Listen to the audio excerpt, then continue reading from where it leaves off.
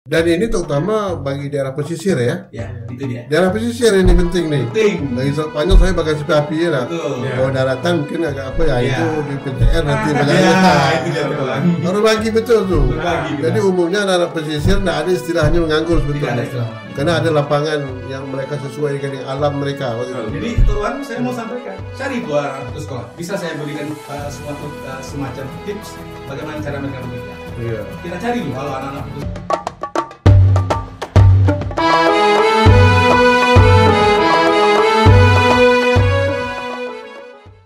Assalamualaikum warahmatullahi wabarakatuh.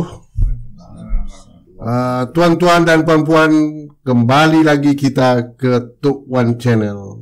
Luar biasa. Kita pada saat ini kedatangan tamu. Luar biasa nih tuan-tuan dan puan-puan sekalian. Kita menyongsong ke depan pendidikan Riau yang betul-betul mampu nanti menyerap tenaga kerjaan di Provinsi Riau. Kita menuju pendidikan yang istilahnya sekarang vokasi namanya, ya. Dan ini kebijakan gubernur kita Pak Samsuar memperhatikan selama ini banyak anak-anak kita tamat SMK, sekolah menengah kejuruan, tetapi sangat sulit untuk masuk ke lapangan kerja. Pak Gubernur kita membuat satu kebijakan dengan peraturan gubernur yang melibatkan semua tokoh pendidik, termasuk kepada kepala sekolah kejuruan yang ada di Riau, merumuskan suatu peraturan gubernur. Kata salah saya peraturan gubernur nomor 6 tahun 2022. Alhamdulillah ini sudah dikoordinasikan dengan Menteri Pendidikan di Jakarta, dan Menteri Pendidikan juga menyambut baik terhadap ide dan pemikiran Pak Gubernur Riau ini. Untuk itu saudara sekalian, untuk memperdalam masalah ini tentu kita ingin mengundang ini, ada dua sekolah ini yang cukup kita banggakan di Riau. Pertama, direktur ya Politeknik Caltech. Ini dah lama cerita dia dah. Politeknik Caltech ini berapa tahun dah dibentuk di Riau ini. Saya masih jabat gubernur lagi, wakil gubernur saya ni. Dan kita mendukung waktu itu sebagai anggota DPRD Provinsi Riau, Caltech akan membangun suatu politeknik. Sekarang sudah berkembang sekian tahun, dan kita ingin tahu di mana pada hari ini Politeknik Caltech Riau PCR ini dipimpin oleh direkturnya, yaitu Bapak Dr. M. Yanuar Aryawan. Selamat datang Pak Aryawan. Selamat datang Pak. Assalamualaikum warahmatullahi wabarakatuh. Waalaikumsalam. Gagah Pak Aryawan. Beliau adalah doktor ini di bidang politeknik di Caltech. Kemudian juga kita ingin mengetahui juga ini bahwa salah satunya sekolah pelayaran di Riau. Wah, ini sudah cukup lama juga di Dumai. Di Sungai Paneng, Bengkalis, Sungai Paneng.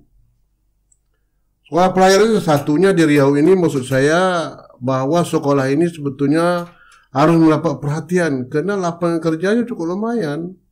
Karena daerah kita ini daerah perairan dan laut, ya.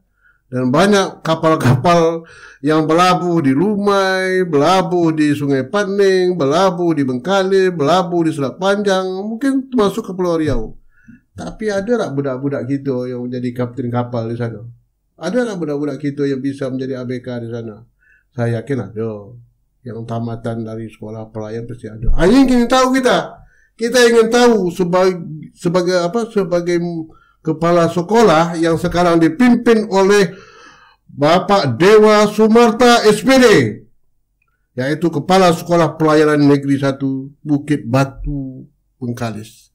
Selamat datang Pak Dewa. Selamat datang Pak. Iya, waalaikumsalam. Pak Dewa orangnya gagah, putihnya bukan main ya. Ialah yang mengelola sekolah pelayan sekarang ini. Kita ingin tahu juga nanti. Jadi kedua narasumber ini, baik Pak Yanuar Aryawan maupun Pak Dewa nanti menyambut peraturan gubernur nomor 6 tahun 2022 ini menuju sekolah pendidikan vokasi. Sejauh mana? Apakah sesuai? Tak setuju tak? Ini kan kalau Pilgub ini tak didukung oleh sekolah-sekolah kejuruan yang ada Riau ini, percuma nanti. Nah, inilah kita harapkan nanti supaya mereka, salah satu ya narasumber kita pada hari ini untuk menyongsong Peraturan Gubernur Nomor 6 Tahun 2022 yaitu menuju pendidikan vokasi khususnya bagi sekolah kejuruan yang ada di Riau. Untuk itu sekali lagi terima kasih Pak Bapak sekalian, mudah-mudahan Bapak sehat selalu. Nah, oke. Saya ingin menyampaikan kepada Bapak sekalian bahwa peraturan gubernur ini kabarnya baru-baru ini saja sudah dibahas, Bu ya. Sudah dapat dukungan dan sudah dicanangkan. Ya. Nah, kira-kira Pak Yanuar ya, bagaimana nih Pak persiapan kita untuk menghadapi sekolah vokasi? Artinya apa? Ini harus ada sinkronisasi antara kepala sekolah nanti dengan dunia usaha, dengan dunia kerja. Nah, kaitan tentu industri. Ini bagaimana nih menyatukan? Jangan nanti satu pihak industri tak ambil tahu. Kita tak mau itu. Dia harus ada sinkronisasi. Malah mungkin dalam segi kurikulum pendidikan pun ada apa ya? Ada apa maksudnya itu? Pembidang apa? Keselarasan. Penyesuaian lah. Penjelasan. Terhadap apa yang menjadi tujuan Pilgub ini. Nah, untuk itu saya tak berpanjangan dulu. Saya minta Pak Yanuar dulu lah menyampaikan komentar bagaimana dan persiapan Bapak, kemudian bagaimana perkembangan sekolah kita pada hari ini. Silakan Pak. Oke, terima kasih Pak Tuh atas waktunya. Bismillahirrahmanirrahim. Assalamualaikum warahmatullahi wabarakatuh. Jadi dengan adanya Pergub 6 tahun 2022 ini terkait vokasi itu kami senang sekali gitu ya dari pendidikan vokasi terkait dengan keluarnya Pergub ini. Jadi di sini ada payung hukumnya gitu. Bagaimana kita bisa mensinkronkan gitu antara dunia industri dengan pendidikan vokasi terutama. Memang kalau kita lihat sekarang di pendidikan vokasi terutama di SMK itu masih penyumbang pengangguran gitu ya. Cukup besar gitu ya. Kalau dilihat dengan sekolah menengah itu hampir sama gitu. Kalau di pendidikan menengah SMA itu sekitar 27%. Kalau di pendidikan vokasi itu SMK itu sekitar 23%. Jadi cukup banyak dia menyumbang tingkat pengangguran. Dengan adanya Pergub ini harapannya link and match gitu ya antara dunia pendidikan vokasi dengan industri itu terjalin erat gitu. Jadi adanya keselarasan antara kebutuhan industri dengan lulusan. Jadi artinya gini, kita ingin ke depan nih sinkronisasi itu bahwa anak-anak kita yang sudah tamat dan output nanti itu tidak ada istilah menganggur lagi. Betul. Itu tujuannya. Betul. Karena tadi itu kurikulum itu sudah diolah bersama antara pendidikan vokasi dengan industri sehingga mereka bersama-sama meramu bagaimana lulusan dari pendidikan vokasi ini itu siap kerja. Jadi apa yang dibutuhkan oleh industri itu sudah disiapkan bersama-sama. Baik itu kurikulum, kemudian pendidiknya itu bisa guru, termasuk pengajar guru atau bisa jadi pengajar dari industri. Jadi dengan adanya Pergub ini itu nanti kesenjangan yang terjadi antara pendidikan vokasi dengan industri itu bisa dieliminir, dikurangi gitu ya. Jadi tidak ada kesenjangan lah ya. Betul. Jadi biasanya kan tidak dipungkiri bahwa fasilitas yang disediakan oleh pendidikan vokasi itu gapnya besar sekali antara yang dimiliki oleh pendidikan vokasi dengan yang ada di industri. Dengan adanya Pergub ini sangat memungkinkan sekali anak-anak kita itu belajar langsung ke industri. Jadi labnya itu memang langsung di bawah industri. Artinya mereka itu memang sesuai kebutuhan industri itu sendiri. Betul. Dia libatkan ke dalam dan dia juga mengarahkan anak-anak itu sesuai dengan kebutuhan yang diperlukan. Betul. Mantap. Contohnya itu kan kayak gini. Sekarang di industri sudah ngomongnya digital. Sedangkan bisa jadi di pendidikan vokasi karena keterbatasan fasilitas kita masih ngomong analog kan gitu ya. Itu kan jadi kesenjangannya besar sekali. Gitu. Betul. Itu tuh. Bagaimana Pak Dewa? Sejalan kan kira-kira? Kalau saya menilai Pergub yang dibuat oleh Pak Gubernur kita ini bersama tim ini Riau, ini luar biasa. Luar biasa ya. Super nih kalau enggak. Kenapa begitu? Ini kan terobosan yang paling awal untuk Indonesia. Indonesia ya? terobosan paling awal. Artinya kita terlalu berani sudah maju ke depan selama. Wah, luar biasa ya. Luar biasa. Lagu itu dijempol. Bagaimana keberanian dari pihak-pihak yang terkait untuk membuat pergub seperti ini. Artinya kita dipayungi untuk berbuat ke depan. Iya. Jadi sekolah kejuruan itu betul-betul merasa selama ini diperhatikan. Iya. Dipayungi dengan perbuatan ini. Dan kita mengeluh. Yang kita mengeluh selama ini sekolah SMA tempat ini tak ada juga begini dapat. Dan salahkan dunia usaha. Dunia usaha sebetulnya tak salah. Karena mungkin kurikulum itu tak cocok dengan kebutuhan yang dibutuhkan ya. Namun saya pandang ini bagaimana dengan industri untuk menyambutnya. Ini yang perlu kita selaraskan. Bagaimana nanti pergub ini betul-betul tersampaikan kepada pihak-pihak industri, sehingga pihak industri mengerti betul, tidak mengabaikan apa yang diapakan oleh peraturan gubernur ini. Ini kadang-kadang supaya ini terjadi sinkronnya, diselaraskan antara apa yang dimaksud oleh pemerintah kita dalam hal membantu anak-anak daerah khususnya Riau, juga untuk industrinya. Betul-betul mereka menyadari bahwa ini tanggung jawab bersama, tanggung jawab bersama bagi khususnya dunia pendidikan. Karena untuk memajukan bangsa dan negara ini salah satu kan melewat jalur pendidikan, membangun sumber daya manusia. Khusus di kami khususnya. Kalau di kami udah lama dipayungi hukum. Di khusus kemaritiman kan Pak Presiden kita juga sudah membuat kebijakan tentang kemaritiman. Tapi kan untuk di SMK kan bukan hanya kemaritiman, kan masih ada bidang-bidang lain gitu yang belum terayomi. Nah, untuk bidang-bidang lain ini sangat luar biasa. Ini langkah yang paling tepat. Tinggal nanti ke depannya bagaimana SMK lebih terpayungi dengan adanya BLUD di sekolah-sekolah. Wah, nah itu dia. Jadi ya. sehingga apa yang dilakukan oleh SMK, apa yang dilakukan oleh pihak pemerintah betul-betul terpayungi secara hukum. Itu yang pertama. Nah, itu yang kami anggap penting. Ini terobosan baru yang kami anggap yang sudah lama tapi dimunculkan saat ini demi terobosan ke depan. Mungkin selama ini kurang fokus ya. Perhatiannya sekarang sudah fokus betul. Itu yang kita harapkan. Karena ada kerisauan kita tadi itu Betul itu. Jadi baik, terima kasih luar biasa. Kemudian Pak Yanuar, Pak Yanuar menjadi pimpinan direktur PCR itu sudah berapa tahun nih? Saya diangkat per 1 Agustus 2020. 2020 berarti tahun Pak ya. Sebelumnya Bapak Saya di PCR juga, tapi sebelumnya saya menjabat pembantu direktur bidang akademik dan kemahasiswaan. Seperti itu. Jadi saya bergabung di Politeknik Kaltech Riau itu sejak tahun 2000. 2001 kan Politeknik Kaltech Riau baru beroperasi. Membuka 3 prodi, setelah itu teknik elektronika, telekomunikasi, komputer. Sekarang berapa jurusan? Sekarang 11 prodi. 11 program studi ya. 6 program studi. Jadi ada 5 program studi D3, 5 program studi D4, dan 1 program studi magister terapan. Nah, jadi apa saja itu? Jadi kalau di jurusan teknologi informasi itu ada D4 teknik informatika, sistem informasi, dan D3 teknik komputer, kemudian magister terapan. Kemudian di jurusan teknologi industrinya ada D3 elektronika, telekomunikasi, mekatronik, kemudian ada D4 teknik elektronika telekomunikasi, teknik listrik, kemudian teknik mesin dan akuntansi. Nah, dari 11 itu 7 program studi kami itu terakreditasi A.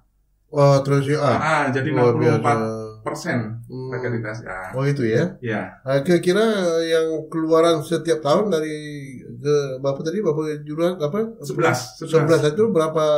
Kira-kira hampir kami tiap tahunnya itu sekitar 400 sampai 500 alumni yang keluar ya. Betul. Sampai sekarang itu alumni kami itu sudah tersebar di sekitar 29 negara. Jadi banyak alumni kami yang kerja itu di Dubai, di perusahaan minyak itu banyak. Umumnya banyak di perusahaan minyak. Betul, perusahaan minyak. Kemudian ada juga ekspat, itu yang teknik informatika, jurusan informasi itu di Malaysia cukup banyak juga. Malaysia ya. Betul. Ya umumnya kalau di perusahaan minyak yang ada di Riau, seperti misalnya dulu ada Chevron dulu. Chevron cukup banyak. Sebagai besar dari PCR. Jadi memang angkatan pertama kedua kami itu hampir sekitar 70% lah itu sudah bekerja di Chevron waktu itu. Kemudian ada di Selam Bersih dan perusahaan-perusahaan minyak lainnya itu ada. Ada ya. Ya.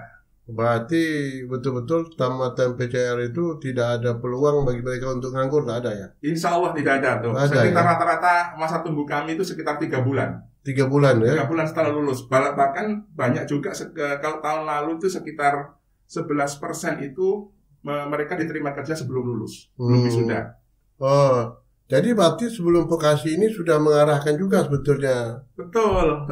Jadi sebenarnya memang kalau vokasi itu adalah salah satu exit way dari Indonesia ya untuk menyiapkan SDM ya vokasi gitu. Yang kita ajarkan itu mereka memang benar-benar dekat dengan industri ya. Kalau disebutkan di Pergub itu kan ada project based learning gitu ya. Jadi memang kita coba membawa permasalahan itu ke perkuliahan kami gitu. Iya betul. Karena lagi pada tujuan pedoman Pergub ini ya dalam rangka untuk ini meningkatkan kompetensi peserta didik kan ya, untuk sebagai tenaga kerja yang dibutuhkan sesuai dengan industri. Jadi sangat sejalan ya dengan dunia usaha dan lapangan kerja gitu kan. Nah untuk itu kata saya ini tinggal lagi pengembangan lebih lanjut menyesuaikan Pergub ini Pak. Ini tadi kata Pak Dewa tadi sehingga ada kekuatan payung hukum ya, yang tidak ada alasan. Bahwa pihak PCR misalnya dalam mengembangkan pendidikan itu agar sesuai dengan kebutuhan yang diperlukan oleh dunia usaha dan industri yang ada di Riau ini kan. Kalau harapannya kan kalau dulu sebelum ada Pergub itu ketika kami mau istilahnya mau berkunjung ke industri itu kami hanya sampai di security aja gitu. Tapi dengan harapannya ada Pergub ini loh kami kami sudah ada yang mendampingi kami gitu seperti itu. Luar biasa. Jadi tidak ada alasan lagi menolak bahwa memang kewajiban dari industri juga untuk mengembangkan bersama-sama pendidikan ini untuk penyiapan SDM. Dan tentunya kan ketika nanti SDM itu dikembangkan sesuai dengan harapan industri, ketika alumni kita masuk ke industri itu nggak perlu lagi training lama-lama. Perlu training Kalau tadi nggak sinkron, nggak selaras. Perlu juga training 3 bulan. Sekarang harusnya makan waktu lagi ya. Betul. Iya, ini kemarin itu pakai training dulu begitu tamat untuk diterima harus training dulu kan. Tapi kalau sekarang sudah langsung masuk kerja. Dia sudah all in kan? Satu paket. Apalagi kan kalau di Politeknik ini kan sekarang di Merdeka Belajar Kampus Merdeka kan hampir 40 SKS itu berarti 2 semester tuh itu mereka harus di luar kampus. Jadi mereka itu 2 semester itu berarti 1 semester itu KP magang di industri, kemudian 1 semester lagi itu harus belajar di luar kampus. Belajar di luar kampus itu bisa ikut kegiatan di luar, memang di luar benar, tapi nanti direkognisi sebagai mata kuliah di tempat kami. Gitu.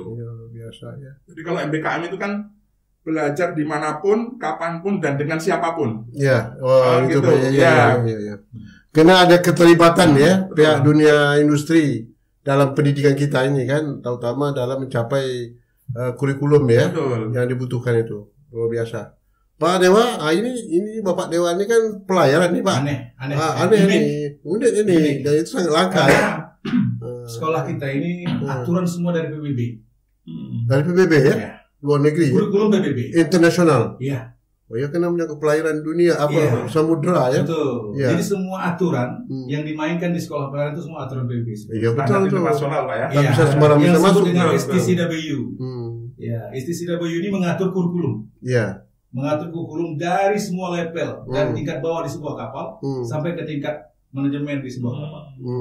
Jadi semua diatur di kurikulum. Jadi kalau disebut kita menyusun kurikulum sudah ada. Dan dia up to date setiap 10 tahun sekali.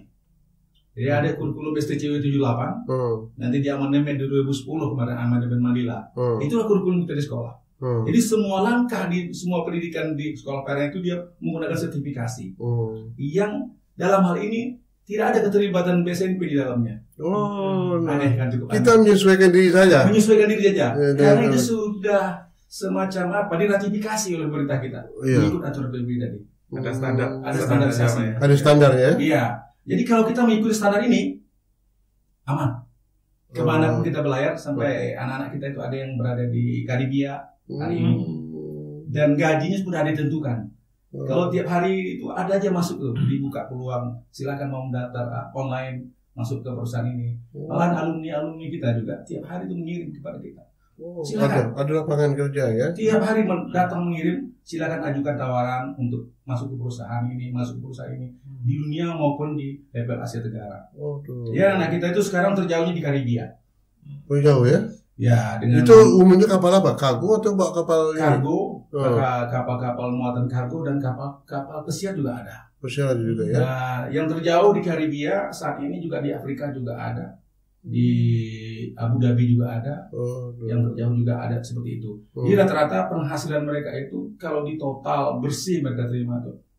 Kalau untuk level anak kita dari SMK itu sekitar 70 juta, 80 juta satu bulan. Satu bulan? Ya, itu apa dia sebagai apa? Klasi apa? Nah, itu bukan klasi. Karena ini sedikit Pak Wan mau saya ceritakan sejak perpindahan kewenangan dari kabupaten ke negeri ini, itu peraturan oleh pemerintah juga sudah berubah berdasarkan kebutuhan SDCW Manila Amandemen. Di dalam SDCW Manila itu bahwa ada perubahan-perubahan aturan yang disebut dengan quality standard system di sebuah aturan sekolah kepelautan ini. Jadi pada aturan di 2016 ke bawah itu sebuah sekolah ada beberapa peralatan yang kadang-kadang itu tidak menjadi kewajiban mutlak.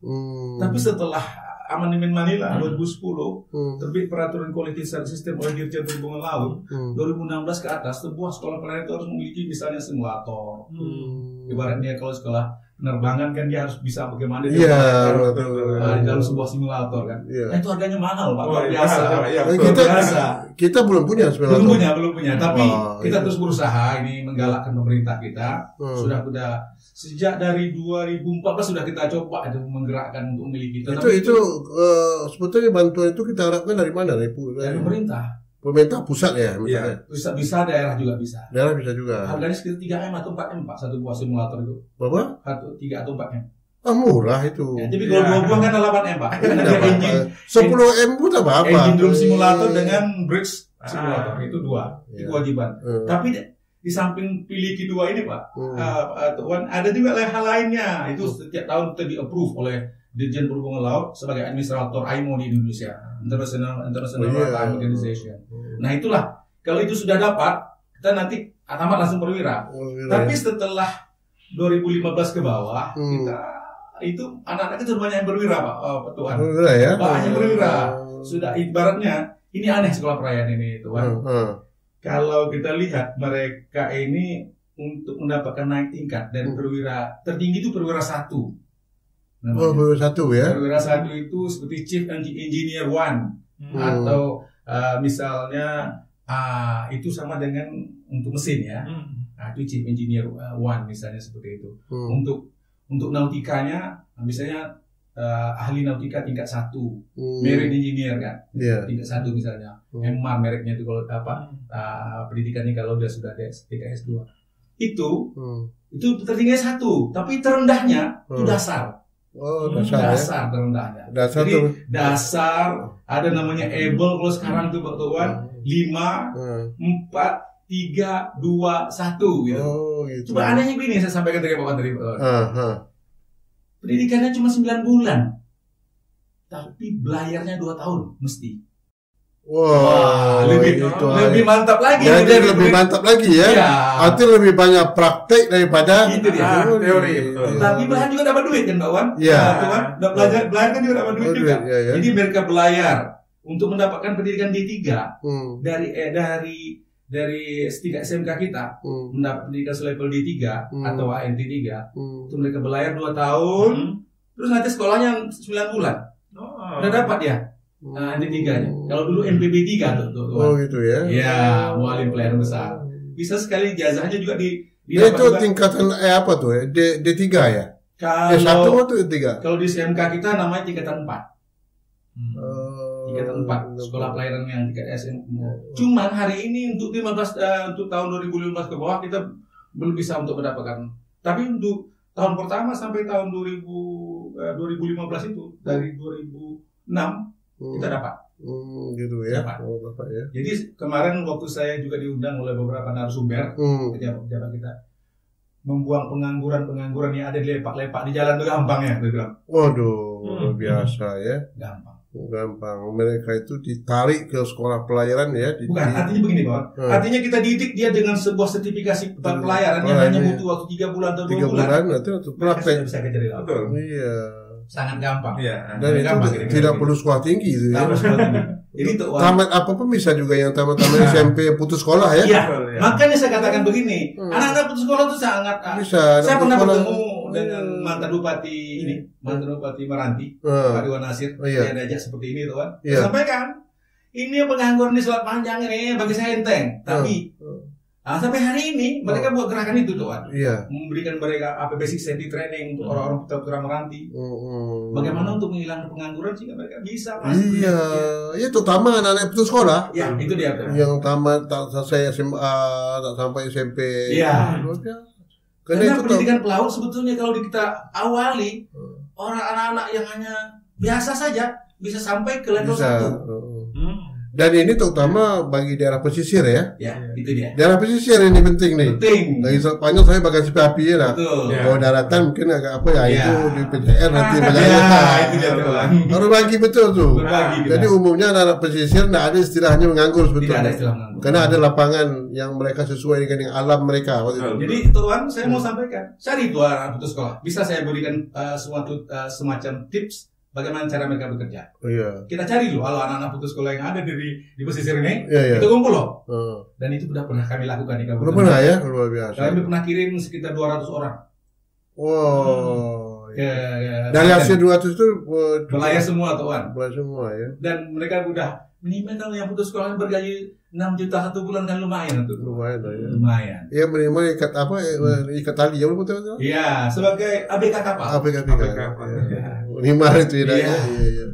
Sekarang yang tamatan dari sekolah pelayaran kita berapa setahun? Setahun itu rata-rata sekitar hampir 90, 100. 90 ya. Dan itu terserap sama kali. Terserap. Jadi tahun ini, tahun-tahun sebelumnya kita sudah menghitung dari angkatan 1 sampai yang ke 19. Berarti sudah 19 tahun itu sekolah. Itu jumlah pengangguran itu minimal sekali kita sudah membuat mereka bekerja itu 78%. 78 ya. 78 dan sekitar 10% mereka melanjutkan. Jadi sekitar 2 atau 3% saja cuma yang minta bekerja. Minta bekerja segitu. Itu dikarenakan bukan faktor tak mau. Ya, mungkin bukan faktor tak mau. Kami sudah teliti mengapa kamu tidak melaut. Belum lagi Pak. Nah, itu aja jawabannya. Ya, itu faktor malas ya. Faktor malas ya. Sifat malas ini harus dihilangkan. Itu. Kemudian tadi tertarik saya menyangkut apa tadi simulator apa? Iya, simulator. Iya, itu kalau itu dilengkapi kan. Kalau itu dilengkapi tuh kan, otomatis kita bisa memperoleh perwira 4. Wah, berarti sudah meningkat grade apa kita Iya, ya? berarti kita sudah masuk ke masa-masa sebelumnya. Masa sebelumnya kita sudah dapat itu perwira 4. Iya. Tapi karena terkendala aturan baru, terkendala dengan kurikulum barunya yang diterbitkan oleh Manila tahun 2010 itu, dan diterapkan 2015 sudah full. Maka keluar aturan pemerintah nomor 16 Mei tahun 2016 mengatakan bahwa itu wajib untuk semua sekolah-sekolah, khususnya di bawah Kementerian Pendidikan ini memilikinya. Iya. Kemudian di samping Riau ya, di Sungai Pending, sekolah pelayaran. Kemudian daerah lain di Indonesia ini yang hampir sama lah dengan kita. Ya, tapi tak ada negeri itu kan. Jarang yang kita temui sekolah itu negeri. Semuanya swasta. Kalau swasta kan mencari sumber pembiayaan lebih gampang. Iya. Misalnya di Batam ada namanya sekolah SMK Maritim Batam. Ada. Swasta ya? Swasta. Jambi ada sekolah juga swasta Jambi. Sekolah Panggali adanya di Palembang. Kalau di di Semarang tuh di ada. Juga swasta. Swasta juga? Iya. Cuman kalau misalnya ada di Kalimantan Timur, di SMK 5. Ya. Itu negeri. Negeri ya. Itu memang agak sedikit diperhatikan dan kita tahu nih alhamdulillah dari Pergub saya yakin apalagi Pak Gubernur kita ini sangat mendukung betul sekolah pelayaran nih. Kemarin beliau sudah sampai sudah bicara itu dengan kita. Bersyukur kita. Alhamdulillah. Luar biasa. Mudah-mudahan sekolah pelayaran tidak perlu lagi luar masuk sendiri kan? Iya. Dan anak-anak yang dari luar banyak persen loh. Hah? Tuan. Anak bagaimana fasilitas persiapannya? Ada asrama. Jadi saya katakan ini kan punya side effect nih untuk masyarakat. Orang luar datang, orang luar daerah datang. Ini kalau asrama nanti kan sekolah juga nanti. Nah, impact-nya kan itu. Bagaimana kalau jangan ada asrama, biar aja mereka kos-kosan di pinggiran. Berkembang loh masyarakat. Bisa masyarakat ya. Dapat penghasilan loh masyarakat. Jadi alhamdulillah. Jadi mereka ngekos di rumah masyarakat. Ini dengan ada nilai penambah ekonomi ya. Itu kalau asrama itu khusus kita bebannya pada sekolah ya. Jadi saya berpikir begitu. Tapi sudah diarahkan kepada masyarakat ya. Sudah. Harus siap mereka menerima anak-anak kos. Bukan hanya kos, makan, catering itu mereka. Iya, artinya sudah masyarakat sudah siap ya. Dan terbantu masyarakat kawan. Maksudnya ya? Luar biasa. Oke Pak, ini sekolah pelayan tadi Pak ya. Kita laut sekarang ke darat lagi Pak.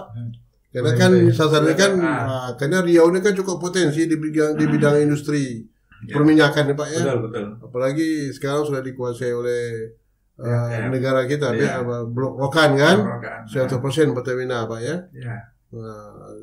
Tentu kita mengharapkan ke depan ini anak-anak kita tamat PCN ini ya sudah full bisa bekerja di Blok Rokan ya. Apalagi sebentar lagi dengan CPP Blok kan, akan dikelola langsung oleh perusahaan daerah kita kan. Nah, juga punya kaitan juga terhadap tenaga kerja yang diperlukan ya. Jadi PCR lah sesatunya institusi pendidikan yang mempersiapkan sumber daya manusia dalam bidang perminyakan dan pengembangan industri. Jadi gini, memang di awal itu ya, Politeknik Caltech Riau itu memang kalau mungkin orang akan mendengar Politeknik Caltech itu pikirnya langsung ke perminyakan ya. Padahal kita itu tuh di prodi kami itu malah nggak ada teknik perminyakan. Kami yang ada itu kami support ke sana. Bidang-bidang program-program studi yang support ke sana. Jadi dulu itu diinisiasi Politeknik Caltech Riau itu berdasarkan ini juga kan survei itu ya, bahwa mungkin pas ada lowongan di perminyakan itu ada 10 seat gitu di sana, ada 10 lowongan yang untuk perminyakan cuma 2 atau 1, tapi supportnya ini yang banyak. Makanya di awal itu kami cuma hanya ada telekomunikasi, elektronika dan komputer, dan itu terserap semua. Hampir angkatan pertama kedua kami itu hampir 70% lah ke sana ya. Ke sana mereka. Jadi arah ke ini untuk meningkatkan misalnya produksi minyak. Kan support-supportnya itu. Jadi kalau di situ ada mesin, ada listrik, ada elektronik, ada telekomunikasi, ini supportnya yang kita. Kita hanya mensupport itu kan ya. Kita mengisi yang tadi yang saya bilang tadi ada 10 lowongan, itu 2 paling untuk perminyakan, 1 atau 2. Tapi kami mengisi yang 8 ini. Kami punya juga selain teknik kan kami punya prodi akuntansi juga. Akuntansi kami ke arah perminyakan. Itu. Apa tak ke sana arah ke nanti ke depannya Pak? Kenapa? Kena potensi minyak ini cukup besar sebetulnya. Mungkin selama ini eksplorasi apa istilah itu? Eksplorasinya itu mungkin selama ini ya berfluktuasi ya. Ada masa naik, ada masa turun sebagainya. Bagaimana kita untuk mencapai suatu teknologi, ya, bagaimana hasil produksi ini bukan makin menurun, makin meningkat itu. Ya, jadi kan kalau tadi di orang-orang di teknik perminyakan itu kan mencari di mana posisi yang tepat untuk kita misalkan akan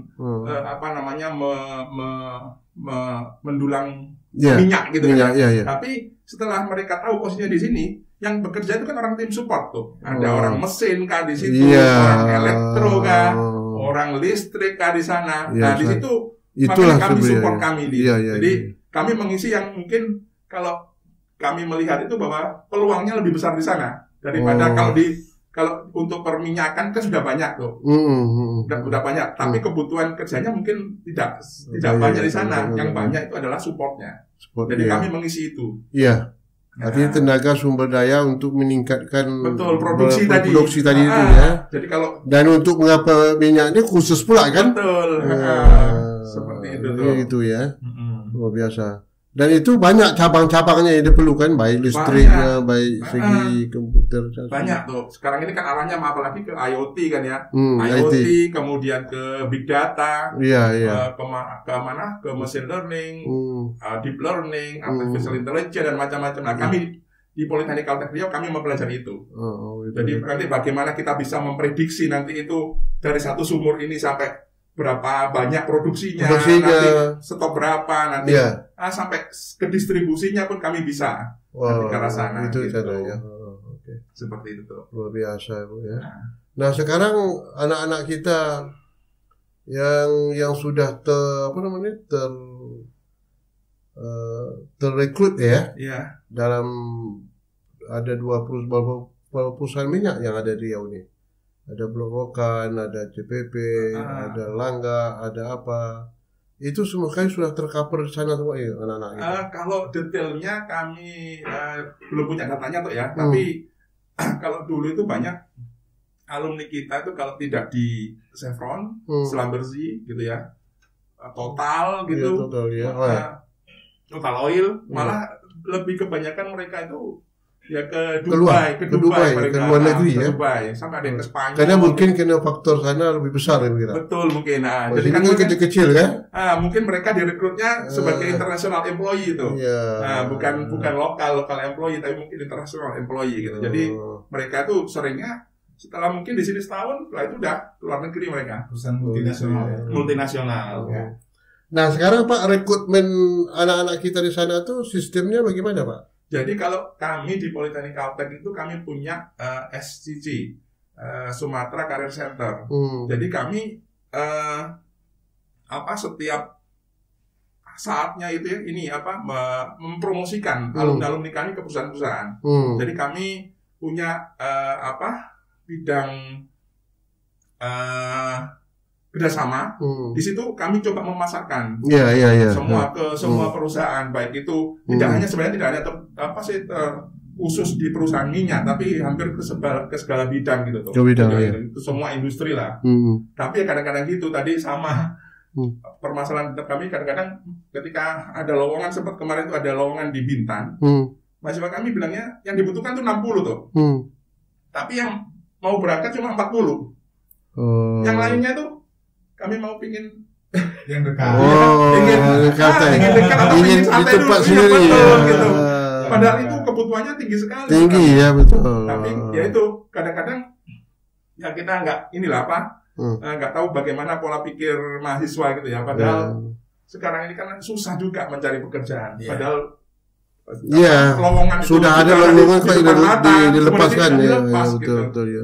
Nah itulah yang mungkin kita coba nanti mungkin di pola pendidikan kita mungkin kita tekankan lagi karakter mereka gitu. Yang ini yang kesulitan ketika kita menghadapi COVID ini tuh. Oh gitu ya. Iya, yang kita tadi bilang bahwa vokasi itu 60-70% praktikum, 30 atau 40% teori.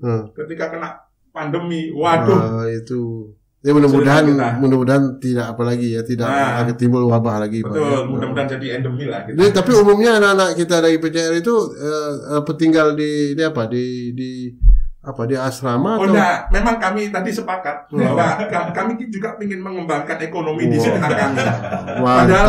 Padahal waktu itu sempat waktu zamannya Pak Anas, Pak Gubernur Anas, Pak Anas itu mau dibikinkan, tapi kami enggak Pak, kami minta ini aja lah, di waktu itu sempat dibikinkan training center gitu kan seperti itu. Jadi mereka umumnya sekolah di ke rumah kos ya betul. Kalau dulu mungkin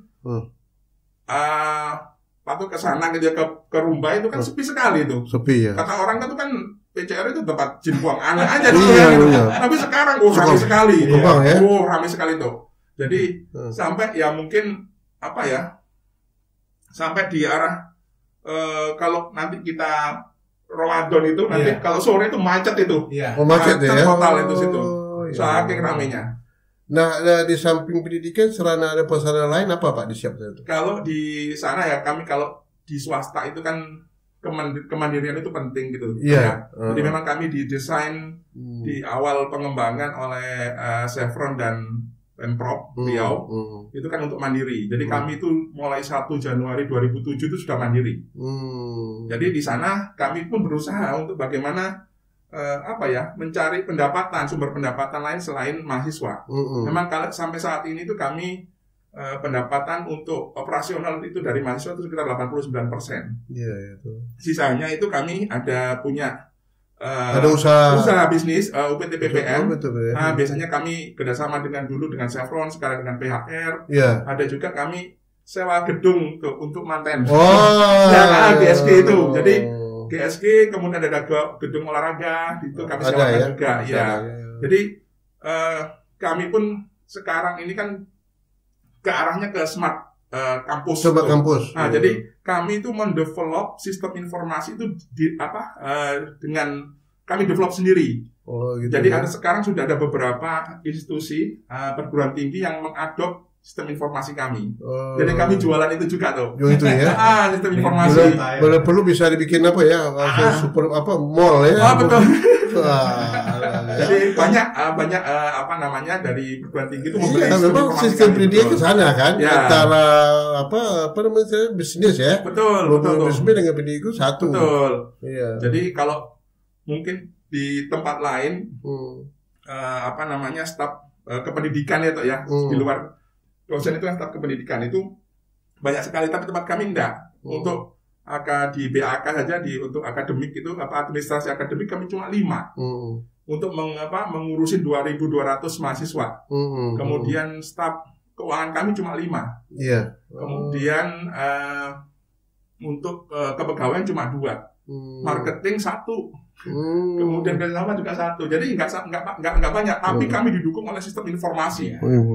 Sampai kami punya itu 41 sistem informasi yang mendukung kerja kami. Jadi mahasiswa ketika mengurus sesuatu itu nggak perlu datang ke jadi langsung aja dia apply lewat aplikasi gitu, lewat aplikasi lewat dia sudah digital kan. Betul. Jadi paperless. Luar biasa. Nah, sekarang berapa jumlah siswa sekarang? Siswa yang aktif sekarang itu 2.200 tuh. 2.200. Jadi ini yang kalau kami melihat ini, kami menawarkan program studi yang kami bilang gitu ya, kalau dengan tadi sekitar 7 program studi kami terakreditasi A, berarti sekitar 64%, tapi peminatnya itu masih terbatas loh. Jadi ada beberapa prodi, walaupun dia akreditasinya A, peminatnya sedikit, padahal itu paling banyak yang mereka bekerjanya ke luar negeri tadi, di perusahaan minyak dan macam-macam. Jadi prodi ada teknik elektronika, mekatronik, kemudian D4 teknik elektronika itu komputer ada, tapi sedikit gitu yang berminat, padahal mereka akreditasinya A. Gitu. Anak kita dari sana tuh. Itu ya. Makanya kita tuh agak anomali gitu ya, bahwa kita tuh menyediakan barang yang bermutu tapi tidak ada yang mau beli. Sedikit yang beli gitu lah. Kembali ya. Sebetulnya harus dikejar ini kan. Nah, setiap tahun kita menerima berapa? Sekitar kalau tahun lalu sekitar 540-an tuh. Daya tampung. Itu masih kurang tuh. Tahun sebelumnya tahun 2020 kami menerima 615. Gitu ya. Nah, sebenarnya space-nya masih banyak ya tadi tuh. Nggak tahu mereka mungkin lebih suka kuliah di tempat lain yang mungkin entah di Jawa atau apa. Padahal mungkin kualitasnya juga dipertanyakan gitu.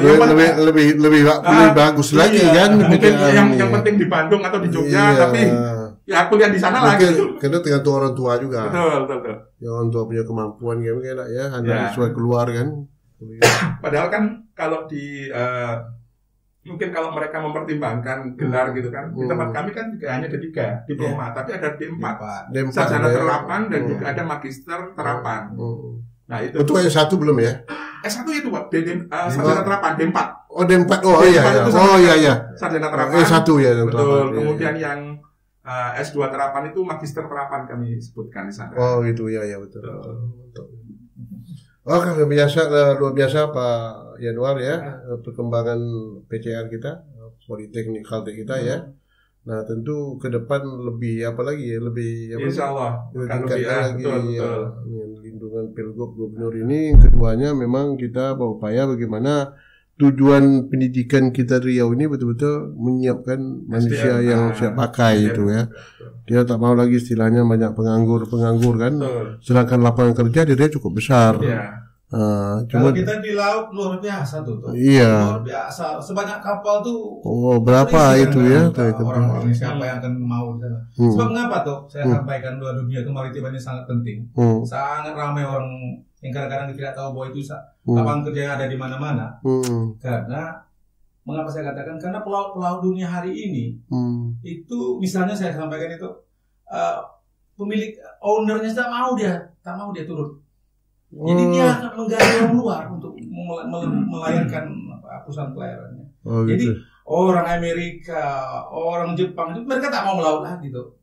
Oh gitu ya. Makanya yang banyak jadi pelaut tuh orang Filipina, Vietnam, Indonesia ya. Karena kapal mereka kalau tak benar siapa yang mau melayarkan? Iya. Nah itu. Makanya saya katakan peluang ini sangat besar. Cukup besar ya. Sangat besar. Mengapa kita tidak manfaatkan? Iya. Maka pendidikan vokasi terkait dengan pendidikan vokasi. Maka penting sekali praktek. Iya. Project based learning. Langsung dipraktek dulu ya. Makanya saya sangat saya mendukung lah ya. Gubernur ini ya. Pergub Gubernur nomor 6 tahun 2002 ini sangat memberikan peluang ya dunia usaha ke depannya ya. Dan perlu ada langkah berikutnya untuk diselaraskan dengan dunia industri sehingga mereka betul-betul ibarat kata orang Melayu itu. Aumannya suara sampai ke telinga. Itu ceritanya kan? Baik, biasa. Iya, betul.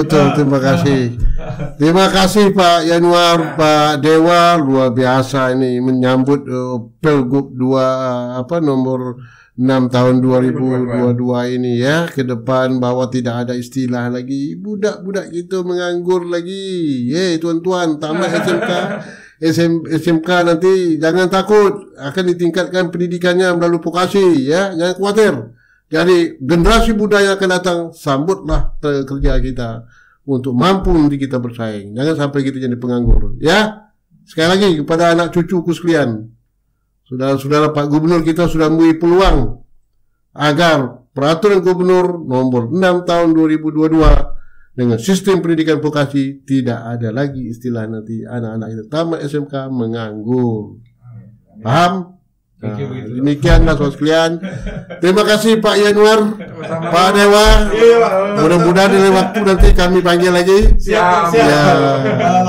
Terima kasih banyak. Jangan lupa like, share, dan subscribe. Ya, jangan lupa. Silakan. Terima kasih. Wassalamualaikum warahmatullahi wabarakatuh. Waalaikumsalam warahmatullahi wabarakatuh. Terima kasih.